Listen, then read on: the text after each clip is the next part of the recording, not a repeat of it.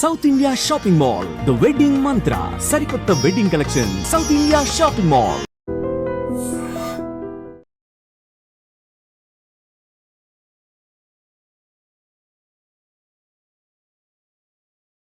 పిఠాపురంలో అతి ప్రాచీనమైన పుణ్యక్షేత్రం పాదగయ. ఇక్కడ స్వామివారు శ్రీ కుక్కుటేశ్వరుడుగా స్వయంభువుగా వెలిసినటువంటి క్షేత్రం కాబట్టి శ్రీ కుక్కుటేశ్వర స్వామివారి దేవస్థానంగా ఈ ఆలయం భక్తులు తరలి వస్తూ ఉంటారు. ఎంతో హిస్టారికల్ టెంపుల్. ఇక్కడ ఒక చరిత్రే ఉంది. గయాసురుడు అనే రాక్షసుణ్ణి త్రిమూర్తులు వధించిన తర్వాత ఆ 3 భాగాలు ఏవైతే పడ్డాయో ఇక్కడ పిఠాపురంలో ఈ పుష్కరిణి వద్ద పాదాలు పడటం వల్ల ఇది పాదగయగా ప్రసిద్ధిగాంచింది.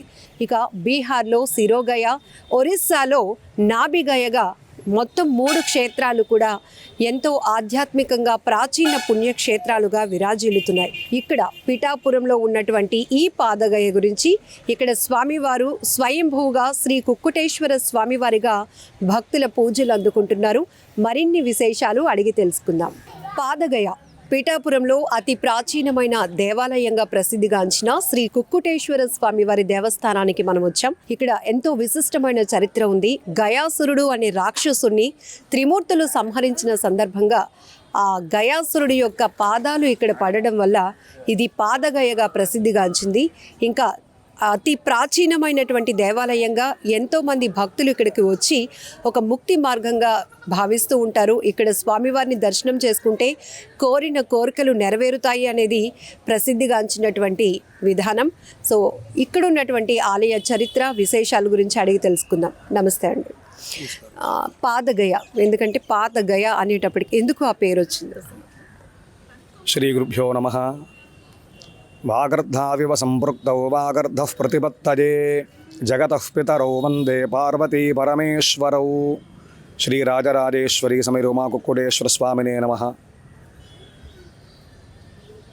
పిఠాపురం పాదగయ క్షేత్రము కాకినాడ జిల్లా త్రిగయా క్షేత్రాలలో పరమ పవిత్రమైన క్షేత్రం పాదగయ క్షేత్రంగా విరాజిల్లుతోంది.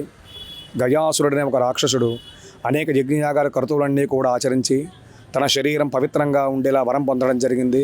అందుచేత ఆయన శరీరం చూసిన, ఆయన శరీరం ముట్టుకున్న పంచమహాపాతకాలన్నీ కూడా పోతూ ఉండేవి. అయితే ఆయన చుట్టూ ఉండేటువంటి పరివారం ఆయనకు తెలియకుండా ఎక్కడ యజ్ఞం చేస్తూ ఉంటే అక్కడ ధ్వంసం చేస్తూ ఉంటారు. యజ్ఞం చేస్తే యజ్ఞంలో వేసినటువంటి ద్రవ్యాలు, హోమద్రవ్యాలన్నీ కూడా భగవంతుడికి సమర్పించినట్లయితే వర్షం పడుతుంది. ఎక్కడా కూడా యజ్ఞయాగార కర్తవ్యులు లేకపోవడం చేత ప్రపంచమంతా వర్షాధారం లేక కరువుతో నిండి ఉన్న సమయంలో దేవతలు విష్ణుమూర్తిని ప్రార్థించి గయాసును సంహరించవలసిందిగా ప్రార్థిస్తే బ్రహ్మ విష్ణు మహేశ్వరుడు ముగ్గురు బ్రాహ్మణ వేషం ధరించి ఆయన దగ్గరికి వెళ్ళి లోక కళ్యాణార్థం వర్షాలు పడాలి అని చెప్పి యజ్ఞం చేద్దామని వచ్చేవయ్యా. నీ శరీరం భూదేవ కంటే చాలా పవిత్రమైన దేహము కాబట్టి నీ శరీరంలో యజ్ఞం చేస్తే మంచి ఫలితం కలుగుతుందని చెప్పి ఆయన అడిగేసరికి దానికి ఆయన అంగీకరించి తన శరీరాన్ని పెంచి పడుకుంటే శిరస్సు దగ్గర విష్ణుమూర్తి, మధ్యలో వక్షస్థలం దగ్గర బ్రహ్మగారు, పారాల దగ్గర ఈశ్వరుడు ముగ్గురు కూడా బ్రాహ్మణ రూపంలో కూర్చొని యజ్ఞం ప్రారంభం చేస్తారు. 7 రోజులు యజ్ఞం చేస్తామయ్యా, 7 రోజులు కూడా కదలకూడదు, కదిలితే యజ్ఞం ఆగిపోతుంది, అలా జరిగితే నన్ను సంహరిస్తాము. ప్రతిరోజు తెల్లవారుజామున కోడి కూస్తూ ఉంటుంది, అలా లెక్క పెట్టుకుని 7 రోజులు పూర్తయితే లేవాలని షరత పెడతారు. దానికి ఆయన అంగీకరించి ప్రతినిత్యము కూడా కోడి కూత వింటూ లెక్క పెట్టుకుంటూ అంట. ఈ ప్రకారంగా 6 రోజులు పూర్తి అవుతాయి. కానీ ఆయనలో కదలిక లేదు. ఇంకా ఒకరోజు మాత్రమే మిగిలి ఉందనగా దేవతల విష్ణుమూర్తిని ప్రార్థించి ఏదో ఒక మాయోపాయించిన మనమే యజ్ఞాన్ని భగ్నం చేసి ఆయన సంహరించాలి తప్ప ఆయన లేవడన్నారు. అనేసరికి ఇక్కడ పరమశివుడు తానే స్వయంగా కోడి అవతారం దాల్చి అర్ధరాత్రి వేళ స్వామివారి కోడి రూపంలో కుక్కుటారాపం చేస్తే ఆయన విని నిన్నటి వరకు కూడా 6 రోజులు పూర్తయ్యాయి, ఈ రోజుతో 7 రోజులు పూర్తయ్యాయి, తెల్లవారుజాము అయిందేమో యజ్ఞం అయిపోయింది అనుకుని ఆయన లేవడం జరిగింది. దాని కారణం యజ్ఞం ఆగిపోతుంది. అయితే ఆయనకు అనుమానం వచ్చి ఆ ముగ్గురు బ్రాహ్మణుని అడుగుతారు, స్వామి అర్ధరాత్రి కదా అయింది, తెల్లవారుజాము కాలేదు కదా, యజ్ఞాన్ని మీరే భగ్నం చేశారు, మీరు బ్రాహ్మణ దేవతల మీరెవరని అడిగేసరికి వారు ముగ్గురు కూడా బ్రహ్మ విష్ణు మహేశ్వరుడుగా ప్రత్యక్షమవుతారు. ఆయన వాళ్ళని అడుగుతాడు, ఎందుకు ఇలా చేశారు స్వామి, నా వల్ల ఏడు పొరపాటు జరిగిందని అడిగేసరికి నీ యొక్క పరివారం ఎక్కడా కూడా యజ్ఞయాగార కర్తవ్యులు జరగనట్లేదయ్యా, వర్షాధారం లేక ప్రపంచమంతా కూడా కరుగుతూ ఉంది, అందుచేత ప్రత్యక్షంగా నీతో యుద్ధం చేద్దామంటే నీవు ఎటువంటి పొరపాటు చేయలేదు, పరోక్షంగా నీ వల్ల ధర్మానికి హాని కలుగుతోంది, నిన్ను సంహరిస్తే తప్ప వేరే మార్గం లేదయ్యా, రాజుగాని యొక్క బాధ్యతను విస్మరించడం చేత ప్రపంచమంతా కూడా కరువు వచ్చింది, దీనికి శిక్షార్హుడు నీవే అని చెప్పేసరికి దానికి ఆయన అంగీకరించి నా వల్ల ఇంత పొరపాటు జరిగింది కాబట్టి నన్ను శిక్షించమని అడుగుతాడు.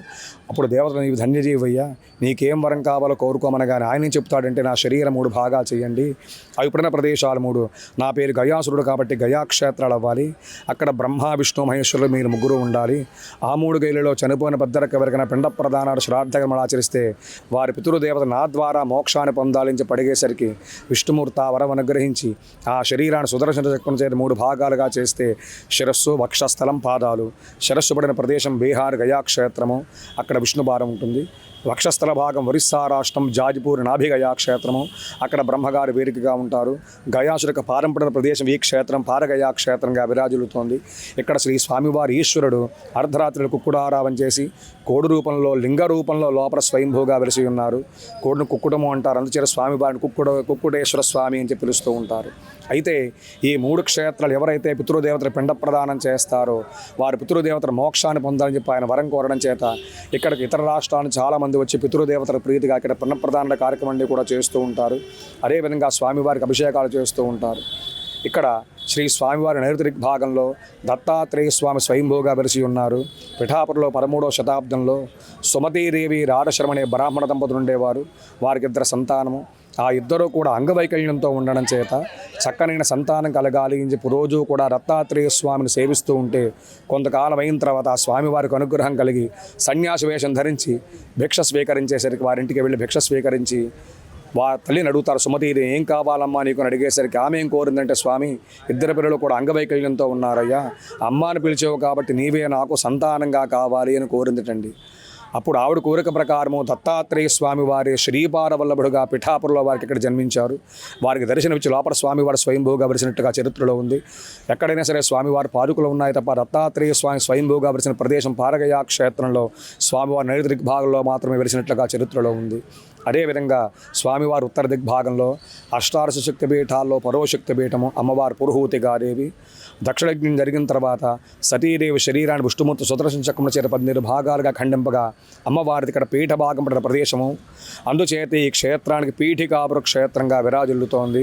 మొదటిసారిగా పురూరవుడైన ఇంద్రుడు అమ్మవారిని సేవించడం జరిగింది. అమ్మవారు ప్రత్యక్షమైతే ఏం వరం కావాలని అడిగితే నా పేరు మీద కానీ పూజలు అందుకోవాలని చెప్పి ఆయన కోరడం చేత ఆయన పేరు పురుహూతుడు. అందుచేత ఇక్కడ అమ్మవారిని పురుహూతిగా దేవి అని చెప్పి కొలుస్తూ ఉంటారు. ఈ అమ్మవారికి వసంత నవరాత్రులు, దేవీ నవరాత్రులు కూడా జరుగుతాయి.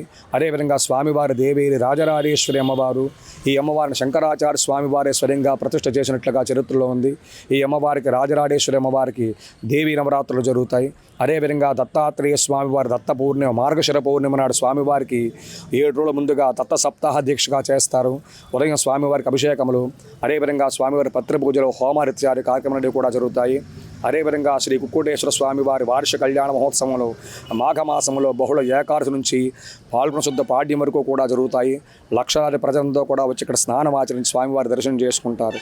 ప్రతినిత్యము కూడా ఇక్కడ స్వామివారికి కుక్కుటేశ్వర స్వామివారికి అభిషేకములు, దత్తాత్రేయ స్వామికి అభిషేకము, అదేవిధంగా అమ్మవారికి శక్తిపీఠ అమ్మవారికి పురుహూతి గారి కుంకుమార్చనలు కూడా ప్రతినిత్యము కూడా జరుగుతూ ఉంటాయి. అదేవిధంగా దూర ప్రాంతాలకు వచ్చిన భక్తులు 50 మందికి కూడా దేవస్థానం వారి నిత్యము కూడా అన్నదానం ఏర్పాటు చేయడం జరిగింది.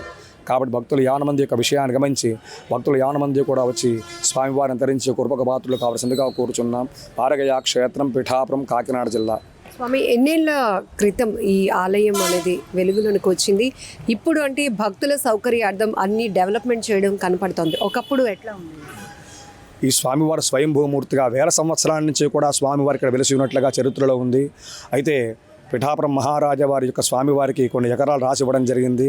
ఆ తర్వాత దీన్ని గవర్నమెంట్ తీసుకుని ఇదంతా కూడా డెవలప్మెంట్ చేయడం జరిగింది. దూర ప్రాంతం వచ్చిన భక్తులందరికీ కూడా ఇక్కడ వసతి సౌకర్యాలు ఏర్పాటు చేయడం జరిగింది.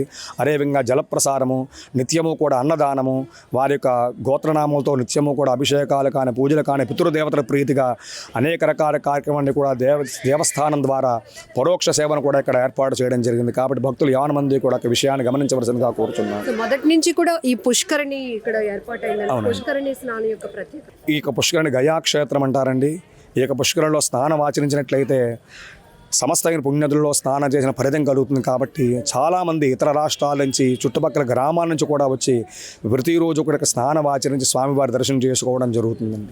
శ్రీ కుక్కుటేశ్వర స్వామివారిని దర్శనం చేసుకోవడానికి వివిధ రాష్ట్రాల నుంచి కూడా పెద్ద ఎత్తున భక్తులు తరలి వస్తూ ఉంటారు. ఇక్కడ మీరు మహిళా భక్తుల్ని చూస్తున్నారు. ఎక్కడి నుంచి వచ్చారు మాట్లాడదాం? హైదరాబాద్ నుంచి. హైదరాబాద్ నుంచి చాలా ఎక్కువ మంది ఉన్నారు. మేము యాక్చువల్లీ ద్వారకా తిరుమల సేవకు వచ్చినాము. సో అక్కడ నుంచి ఇక్కడ దర్శనం చేసుకోవడానికి అమ్మవారి శక్తిపీఠం అని చెప్పి చెప్పి కుక్కుటేశ్వర స్వామి మనకు స్వయంభూ ఇక్కడ ఏమంటారు గయాసురుణ్ణి వధించడానికి ఆయన హెల్ప్ చేశారు. దాని గురించి అట్లా ప్రత్యేకత అది కాబట్టి దర్శనం ఆ చేసి హిస్టరీ తెలుసుకొని వచ్చాము మేము. స్వామివారి దర్శనం అయింది. చాలా బాగా జరిగింది, చాలా బాగా. అంటే మిగతా శివాలయాల్లో కన్నా ఇక్కడ కుక్కుటేశ్వర స్వామిగా అది మీకు ప్రత్యేకంగా అనిపించిందా? అనిపించింది. పైన మనకు స్ఫటిక తో కనిపించటం అదొక ప్రత్యేకత. మామూలుగా మనకు ఎక్కడైనా శివలింగం నార్మల్ గా ఉంటది, ఇక్కడ స్ఫటికం పైనుంచి రావటం అది స్పెషాలిటీ మనకి. సో మొత్తానికి దర్శనం మాకు లోపల పంతులు గారు మొత్తం ఎక్స్ప్లెయిన్ చేశారు బాగా. ఇంకా అంటే ఇట్లాంటి హిస్టారికల్ టెంపుల్స్ అనేవి ఫ్యూచర్ జనరేషన్ కూడా మనం కొంత అవసరం చాలా అవసరం. ఇప్పుడు జనరేషన్ కొంచెం మీడియా ద్వారా కొద్దిగా తెలుస్తుంది. మీ అట్లాంటి వాళ్ళు ఇంకా దాన్ని ఇంకా ఎక్కువ చేయాలి. Thank you so much. నిజంగా ప్రస్తుతం ఉన్నటువంటి సమాజం దేనికి ప్రయారిటీ ఇస్తుంది? ఆర్థిక సంబంధాల చుట్టూ మాత్రమే తిరుగుతోంది. మళ్ళీ ఎన్నికలంగానే చాలా విరక్తి కలుగుతాం. మంచి అనిపిస్తుంది కదా, లేడీస్ కూడా ఛాలెంజింగ్ జాబ్స్ చేసినప్పుడు చాలా బాగుంటది. ట్రాఫిక్ అసిస్టెంట్స్ గా నియమించిన ట్రాన్స్జెండర్స్ అందరితో సాల్యూట్ చేయించుకుంటున్నారు. ఫుడ్ డెలివరీ ఇవ్వటానికి వెళ్ళినటువంటి డెలివరీ బాయ్ అనిల్ పై కళ్ళ ముందు